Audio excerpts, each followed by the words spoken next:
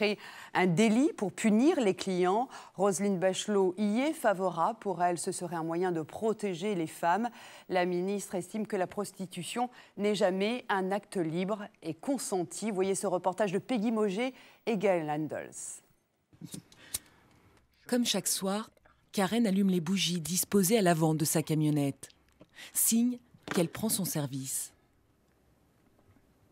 Bon, on va se remettre un peu de peinture. Nous sommes dans le quartier Gerland, une zone industrielle lyonnaise où se côtoient une soixantaine de prostituées. Mais depuis quelques jours, la camionnette de Karen interpelle. Sur le capot, elle a étendu un drap et écrit un message à l'attention de la ministre des Solidarités. « Je suis libre » et elle en est convaincue. Aujourd'hui, j'ai pas de patron, je fais ce que je veux. Si j'ai pas envie d'aller travailler, je vais pas travailler. Si j'ai envie de rentrer chez moi, je rentre chez moi. Si j'ai envie d'aller manger au resto, voilà, je suis libre de mes actes. Alors si ça, c'est pas de la liberté, c'est quoi? T'es libre? Une liberté qu'elles sont nombreuses ici à revendiquer. C'est pas quelqu'un qui m'a dit va travailler, va faire ça. Je fais ça pour moi-même parce que je vais.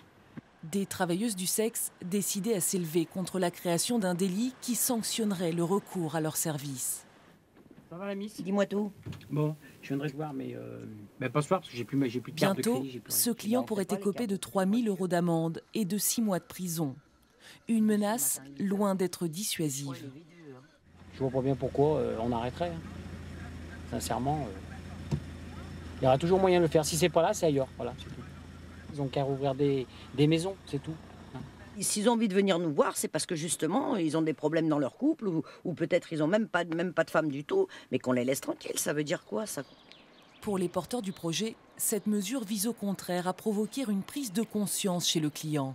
Le client est responsable du développement de la prostitution. Il est celui qui permet au proxénétisme d'offrir et de favoriser une demande, de renouveler la marchandise, puisque pour les proxénètes, les femmes sont des marchandises comme les autres. Donc c'est ça qui est intolérable.